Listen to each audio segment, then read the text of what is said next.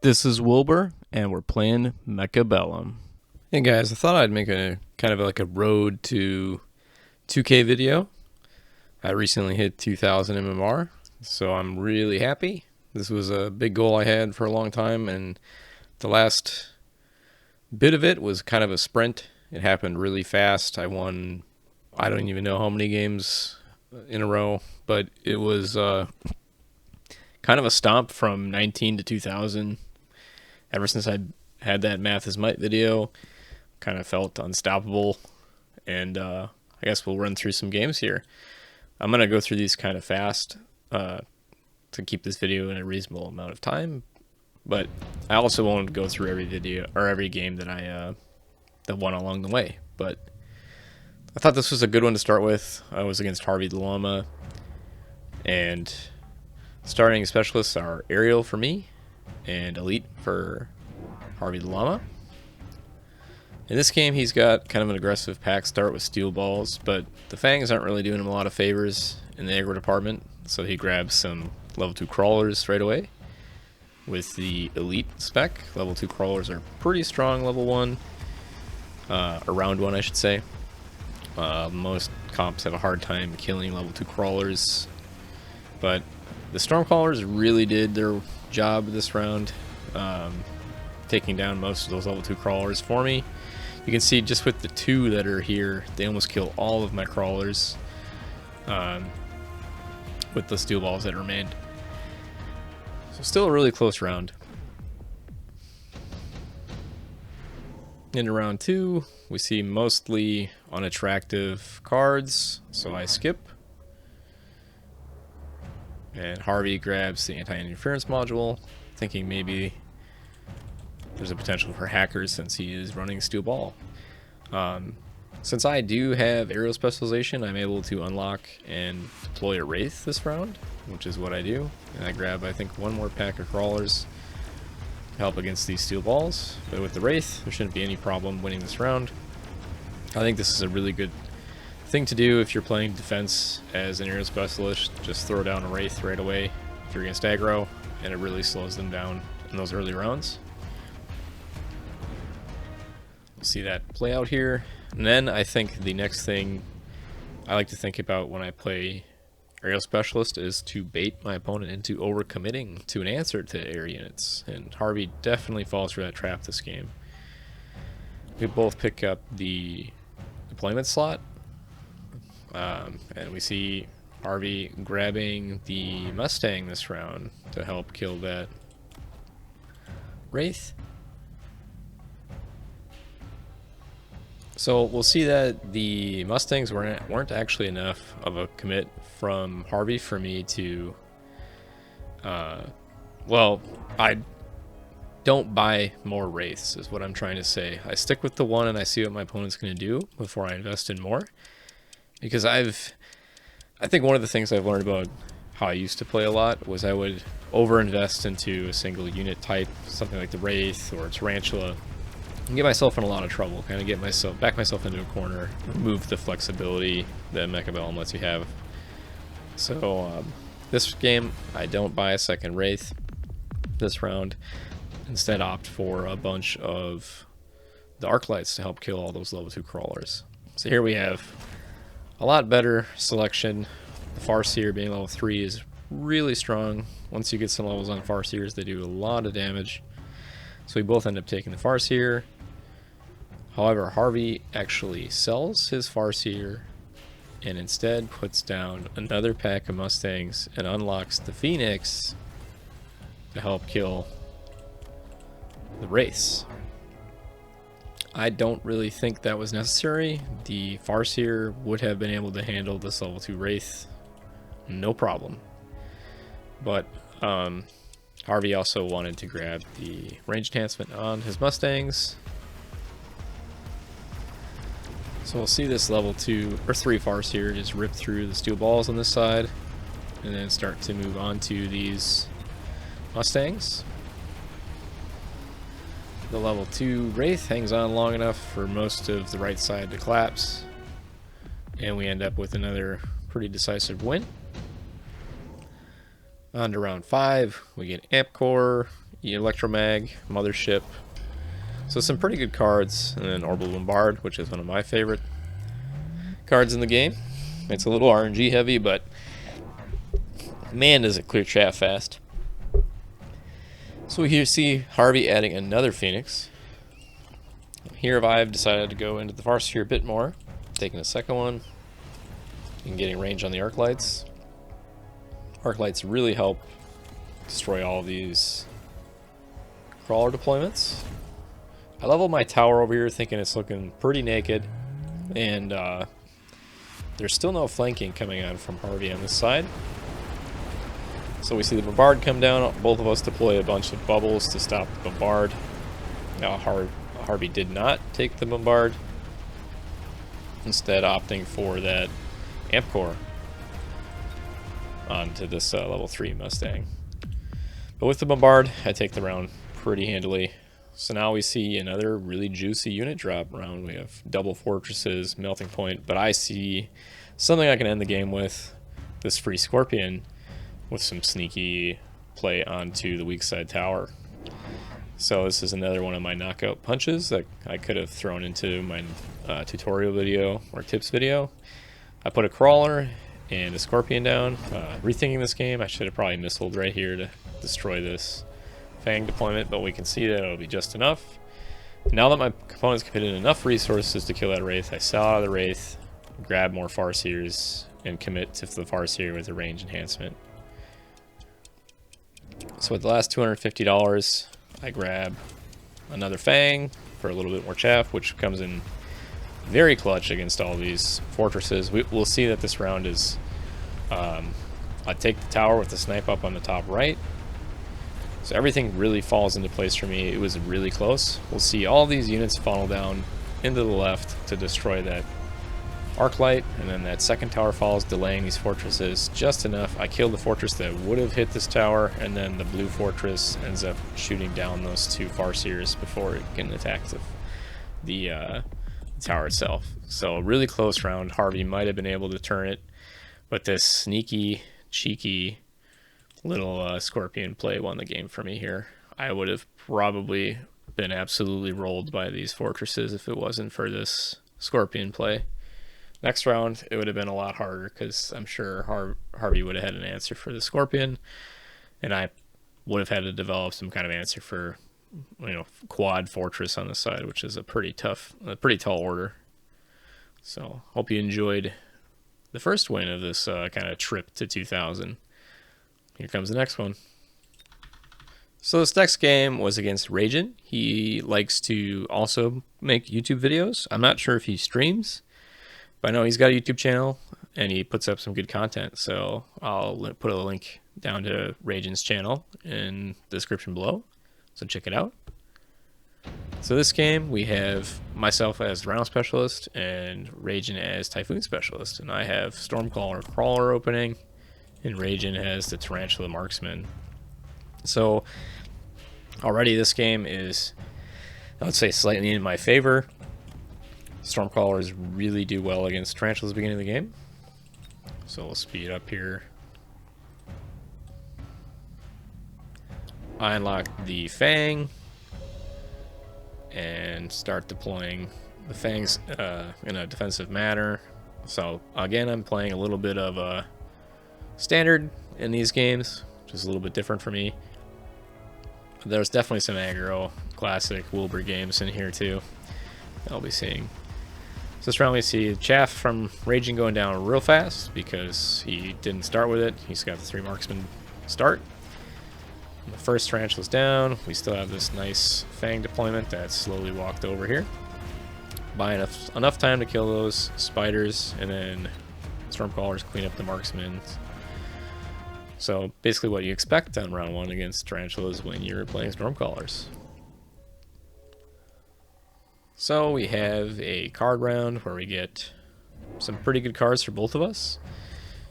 I like the Advanced Shield Device when I'm playing Standard because it boosts up those shields that we want.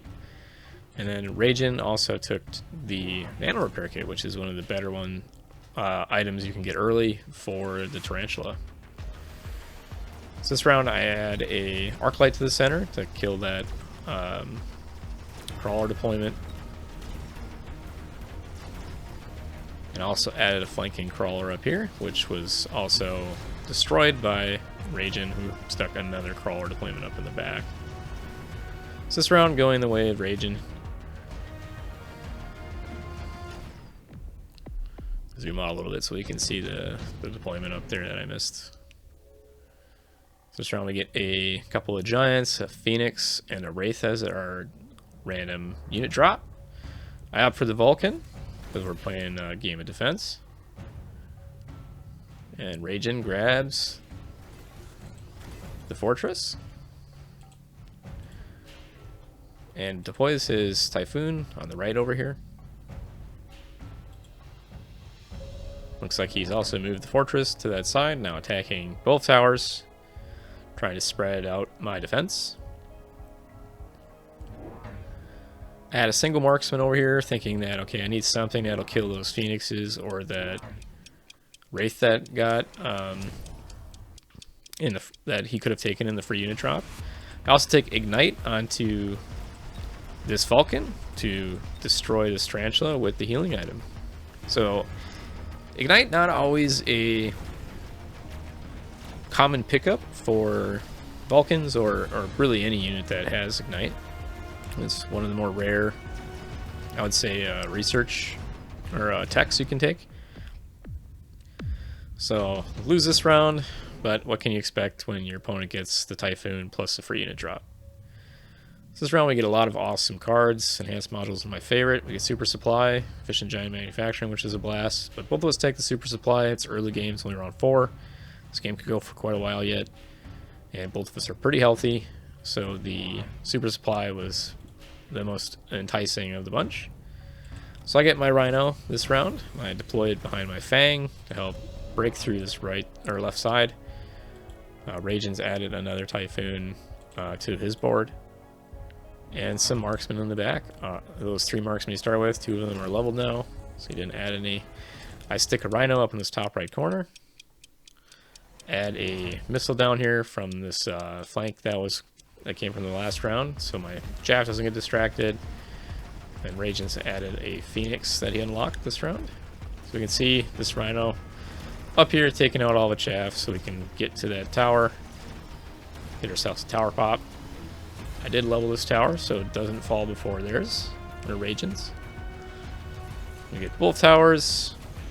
Now I'll see with our marksman left and the tower debuffs, we're going to take out these phoenixes, and then the last round Ragin had sold his tarantula and moved that healing item over to the fortress on this side, so running away from the ignite on this Vulcan. A bunch of great cards again. Barrier, Laser Sight, and Mobile Beacon are all awesome. The only meme card was Berserk Rhino, although maybe it would have had a chance to be good this game, but I'm not going to take the risk. Barrier is just simply too good to slap onto a Vulcan. So I take that, throw it down. Now I want my another Ignite option over here to take care of this fortress. So we'll see Ragin has grabbed the steel ball now and immediately given it range to deal with this Rhino flank and perhaps this Rhino and the giants that I'm starting to pile up. So pretty good decision making from Ragin. I like the ranged steel balls are always good. But I think he could have also just went more fortresses here.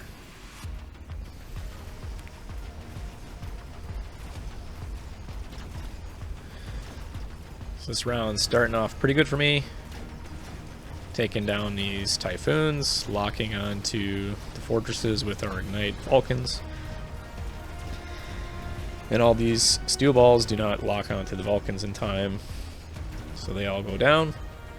We have to once again wait for our marksmen to get over here to clear up these phoenixes. So I think one thing to learn from this particular game is Ragin deployed some phoenixes, and I didn't overcommit to dealing with the phoenix. I had one marksman down, and I thought, okay, if I can win the board, I can clean up those phoenixes with this one marksman. So I didn't slam down more marksmen and waste my deployments.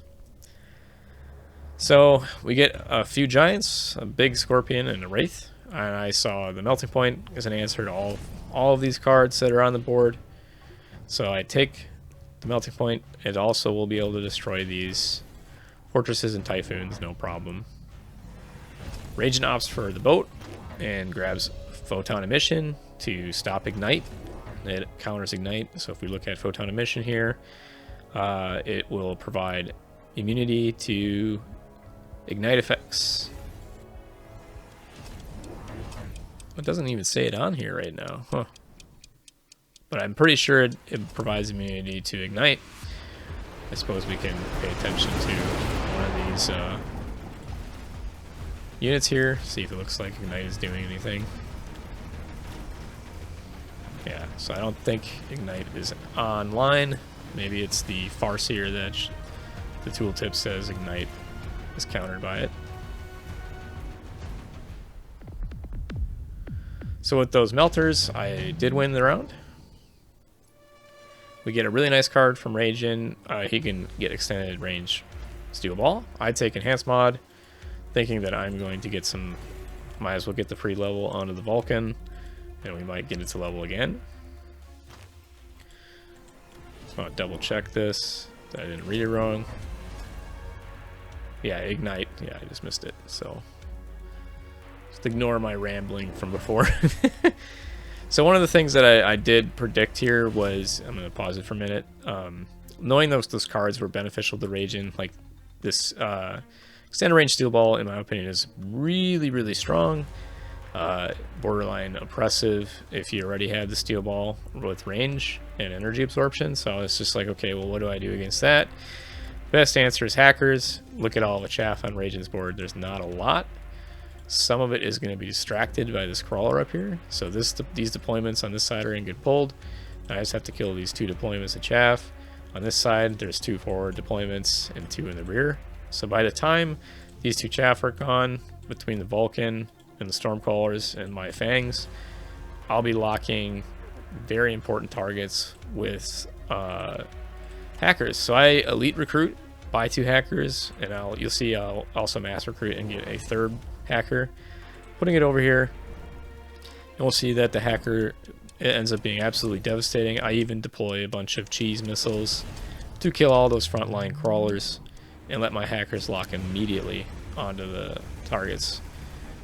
Good news for me is photon emission does not stop something like the hacker effect. So we see a lot of units getting hacked. Those steel balls never get to latch onto my giants because they're busy killing their own steel balls. And we get an extremely decisive win. Almost 3,000 damage this round. So I think actually over 3,000 damage. So sometimes when you get that kind of god card, you have to be a little bit careful. I think Ragin needed to develop maybe a little bit more chaff before he threw down those 3. I think he put 3 deployments of steel balls this round. So a lot. So I think like a shallow flank here would have been really good. Just like a crawler pack or a fang pack just chilling over here. But it's hard to say.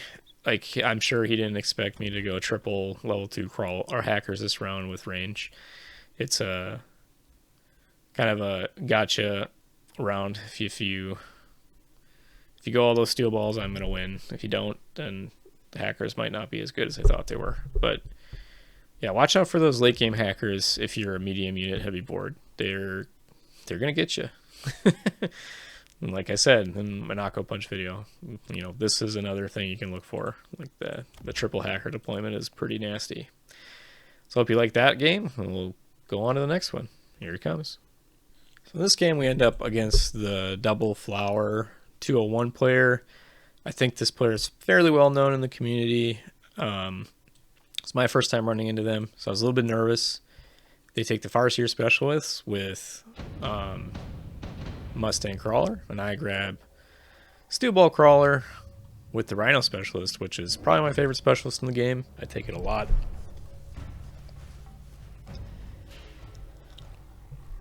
So this game I'll be starting at a very wide aggro deployment with the Steel Balls. I grab 2 Arc Lights right away, so my opponent is all units that get destroyed by Arc Lights. Playing extremely forward, very aggro position. My opponent takes fangs, which I was utterly shocked seeing in game. I was like, where's the marksman? You know, I have steel balls. Like, what? But sometimes you see things that you don't expect. But I kind of get it. Like, people like developing chaff in the beginning of the game. So, makes sense that it's an option. So I get heavy armor right away. Really great item for steel balls. So I put that on my steel ball on the left. Grab another arc light. I think I deploy a shallow flanking arc light here. This will pull pretty much everything to the right over here, except maybe this fang pack. Unfortunately, Double Flower puts down a sledge deployment here. So not as effective as it would be once these... I mean, I kill an entire Mustang pack with this arc light, but now we get stuck on the sledge. But we have a nice decisive victory this round. So now the Farseer's down. We get a nice set of units. Double Flower takes the Phoenix.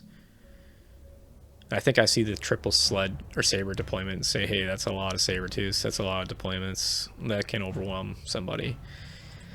So I try to line up the sabers with the sledge deployments, and then I add another flanking saber to this side, adding to this growing flank on the right.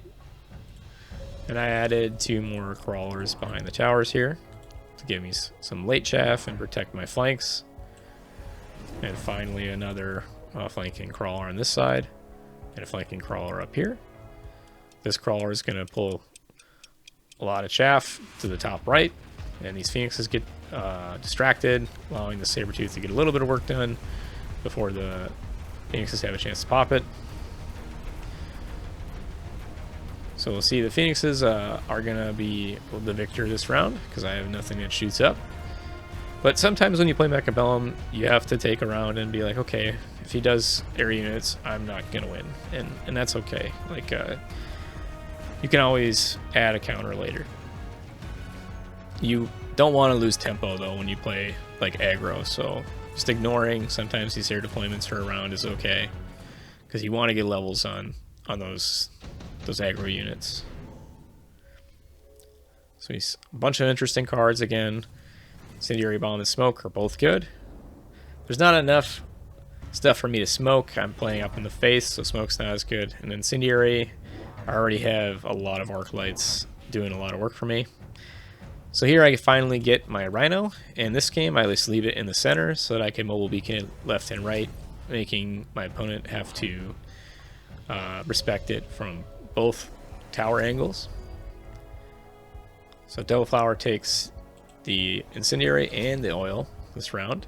So doubling up on the active items. I just add Mustangs to deal with some Phoenixes now. The Mustangs are just generally a very strong unit. They only struggle against armor. So I think if you... A general rule of thumb, I think if you just try to put down 2 Mustang packs every game, you might just win more games. Like, it's such a versatile unit. It's never bad. It covers your air problems. It kills fangs really well. They struggle a little bit against crawlers, but a few levels that'll get easier on them. We'll see here. I won just because these handful of Mustangs are left. This level 3 Phoenix has quite the HP pool for these poor Mustangs to shoot through, though. So we get subsidized Mustang. And I'm like, let's go. I just unlocked him. I'll put down some more. This will be great. Underground threat. Orbital came down to an advanced defense. I think this is a fairly expensive card this early in the game. Orbital isn't really like a large cluster unit, so it's worth skipping. So I put down 2 more Mustangs, add range. I switch up which way my Rhino's going. And Double Flower adds the classic replicate to the underground threat to try to get a cheese round, but I added the double Mustangs with some help from these backline crawlers. We'll have no problem clearing out those replicating crawlers before they become too much to handle. So we'll see all those crawlers spawn, and then the Mustangs and the crawlers take care of them. Does delay a little bit of my chaff, but our Rhino is causing all kinds of havoc in the center of the board. And the rest of our Mustangs are able to clear up his chaff and then get onto those Phoenixes. It's almost KOing the Double Flower. So we get a triple Typhoon deployment, Sandworms, Fortresses, or Overlords. So Double Flower takes the Overlord. I take the level 2 Fort. I didn't really like any of my options here, but I thought, okay, I could just go Fortress and try to get through these sledges faster. I sell out of my left Steel Ball and put the heavy armor onto the Fortress and add Fortress range.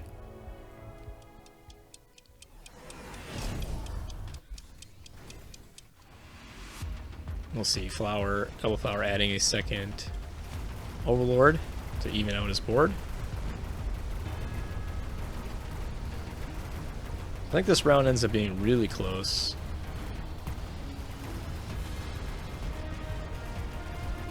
Get that level 1 Overlord out of the way, take the tower, clear out those Phoenixes, and we move on to the big level 2 Overlord, but we lose our tower. And then the Farseer and the Phoenixes come over and really start chewing into our Mustangs. We just don't have enough Mustangs to destroy all these high-level units. So Double Flower hangs on for this round. I grab the Amp Core, so I have a nice Mustang that's leveled to 3. Level all my Mustangs again. I believe I sell out of the Steel Ball as well to get a little more money in my pocket. This time I need a little bit more damage for those Overlords. So I grab 2 level 2 Marksmen with Elite Recruit and add Aerial Specialization. I think if you're only against a few Overlords, the Elite Recruit marks double Marksman and Aerial Specialization. It's a really good way to have a quick answer for them. I add a couple of missiles here to get through this like wall of fangs that's starting to develop, destroying both of these front line ones, getting a little damage on the sledge. I also do like a fadeaway Sabertooth and Arclight here with the mobile beacon to try to get a little more value out of that flank that's kind of starting to run out of gas. But we'll see this time with those Marksmen adding DPS onto those Overlords, we're going to take the round and take the game from Double Flower. At this time, I think they were over 2100 MMR. So really, that was when I knew. I think at this point I was still somewhere in the 19s, and I was like, okay, I think I can do this. I'm taking down people that are quite a bit higher than me, and people that I've seen on the ladder a long time. And here I am in a very commanding position in this game, basically dominating every aspect. So it felt good to get a win on someone that plays a lot and in a decisive way. So I don't know exactly where they went wrong. Perhaps it was just this Overlord pickup. If they went something else, maybe this board fails. I think he had everything he needed. He had armor on his sledges to stop the Mustangs just taking down every unit. If you're against Mustangs, you need something with armor.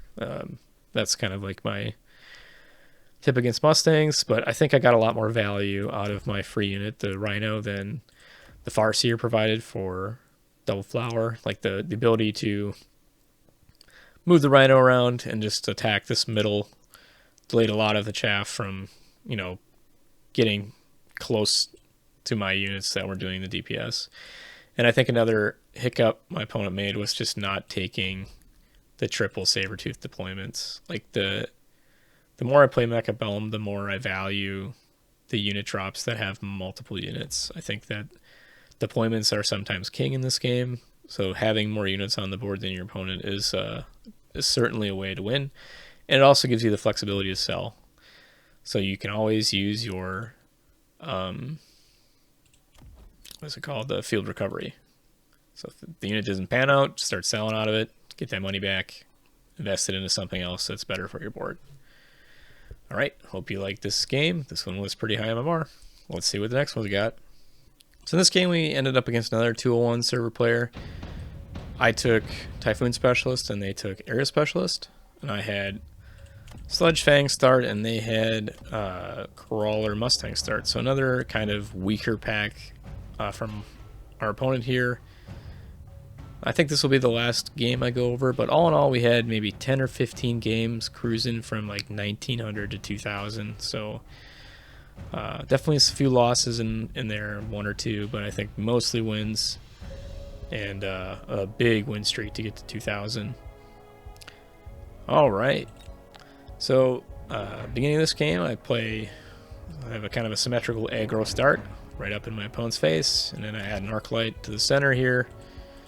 To destroy anything coming right down the middle. See, my opponent just added a bunch of crawlers with their 2 deployments.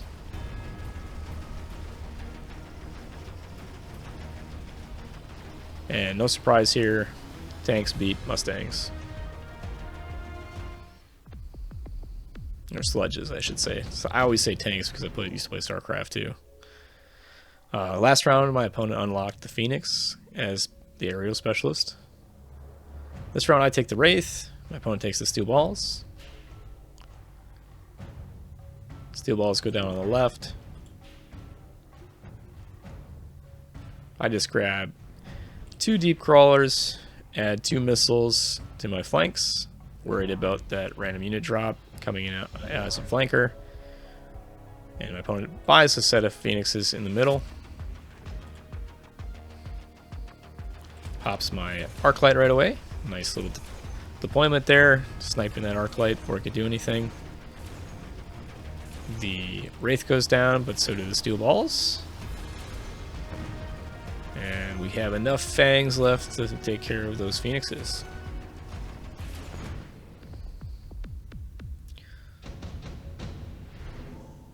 So this round we got Underground Threat, which is great. Additional deployment slot. I mean, all these are pretty good cards at this stage of the game. I think I take Threat. Oh, the laser sight, I was wrong. Getting these games all mixed up. So last round too, we had a little flank added from our opponent. So here I grabbed the Mustangs. I saw the Phoenix come down last round. I was like, okay, I guess I need something for anti-air. I also wanted something to help this flank a little bit.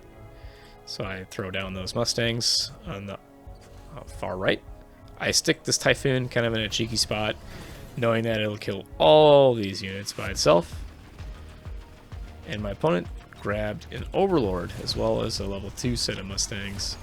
Or no, that's the original Mustang, excuse me. It just leveled up. So you can see this Typhoon did an absolutely enormous amount of work on all those light units. Typhoons are king of destroying light units, and with the tower take, our Mustangs are able to take down this Overlord without much help. It's another round win. So now I think I take the Underground Threat. All these are kind of Magoo. Our opponent takes the Advanced Missile Device, which is kind of a really cheeky thing to do. This actually kind of shocked me when I was in the game. I was like, holy cow, why are my tanks dead? But you'll see them deploy 2 missiles here that are going to kill these sledgehammers. I sell out of that Typhoon knowing it's going to be countered and reinvest it into these Mustangs. So this is a really cute play. I've literally never seen it in the entire time playing Mechabellum. That Advanced Missile Device adds 200% damage to missile devices, so you can see how a single missile will be able to take out a level 2 tank, which is really surprising. It's a lot of HP for a missile device. So opponent gets a win with those cheeky missiles. So this round my opponent takes Smoke. I think I might take... I don't even remember what I take in this game. Okay, Repair Kit. Throw that on a Sledge. Always a decent option. Opponent grabbing a bunch of Sledgehammers and adding Repair. Another nice little play. Repair is not as good as Armor Enhancement as stopping Mustangs, but it's still pretty solid. I added another Sledge as well to the left and right of my board. And another Crawler to the center.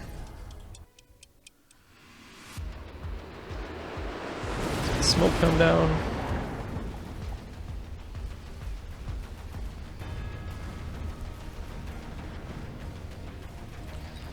So the sludges with the healing item doing pretty well, surviving all the Mustang damage, but the left side collapsing with the smoke. And we'll see kind of a similar story on the left and right side of our respective boards. My opponent taking down the left, me taking down the right, but he has a boat left, and I don't. Never had one in the first place.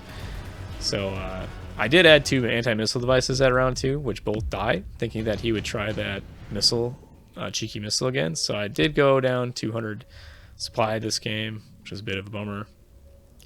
I had made several mistakes in this game. I think that was one. There'll be another one later.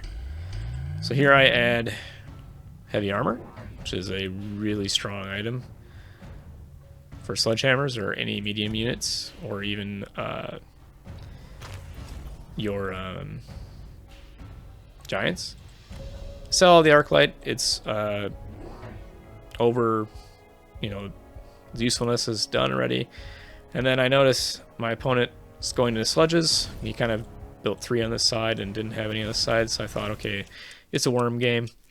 Grab sandworm with armor enhancement. He's got enough Mustangs down that armor enhancement is a good idea.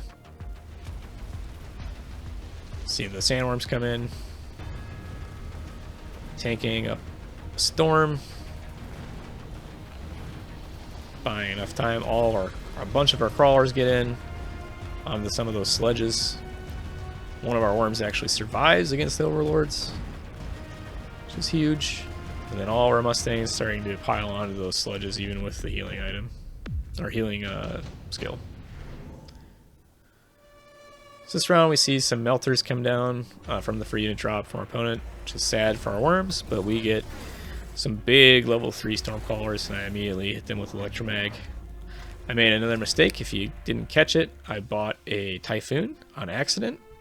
So I fat fingered the Typhoon. I should have been clicking on the Sandworm, so I ended up actually thinking about it for a moment and then field recovering it. So quite a large blunder there. I would say the 2 big blunders are the anti-missile devices, which is $200, and then this was another 300 gone.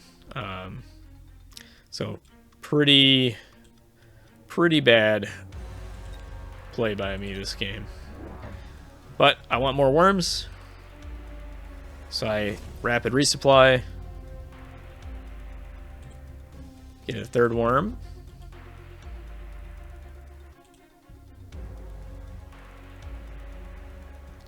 Slide over my Stormcallers a little bit, because I want to destroy those bubbles. And in this round I add Strike, which is a really good item, or a really good tech for sandworms. It lets them pop up and make their first attack much faster. And against these sledgehammers and these Mustangs, every second counts. So we can see that all the sledgehammers in the middle were destroyed by that worm. We've made this melter restart and stop a bunch of times. And now our Stormcallers get to do their good work on this remaining melting point. So we win even with the mistake.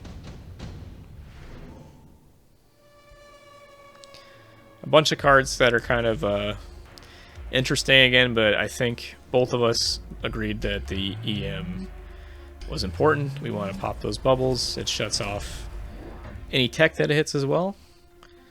And this round, I'm very, very committed to the Sandworm.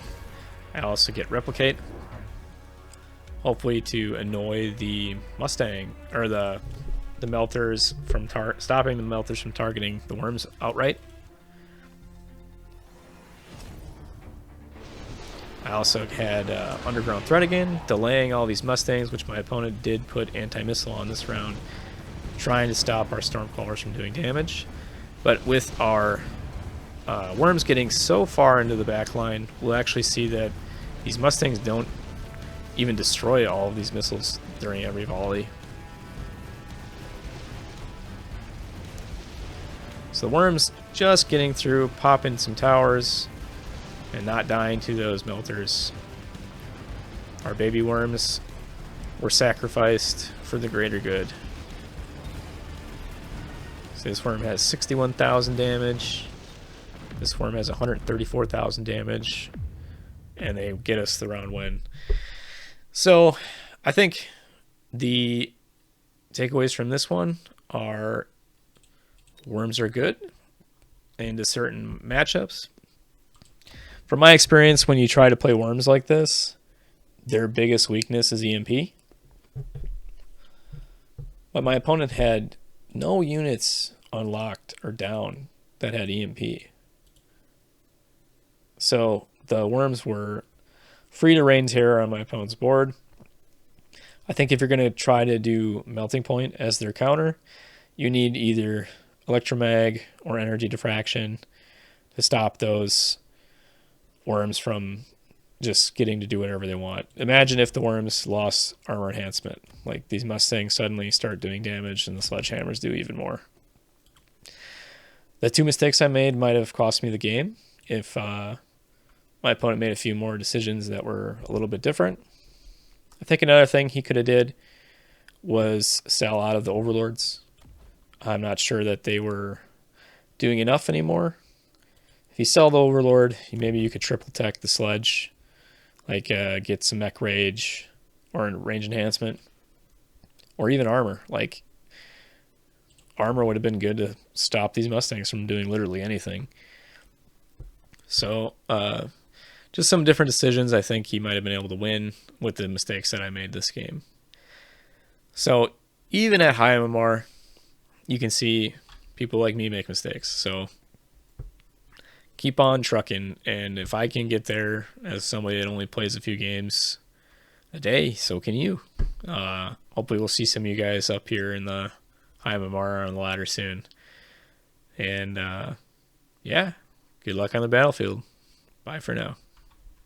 We have quite the selection for you here. 2 Mechabellum videos just for you. Thanks for watching. Please subscribe and like this video. Watch out for flanks coming your way.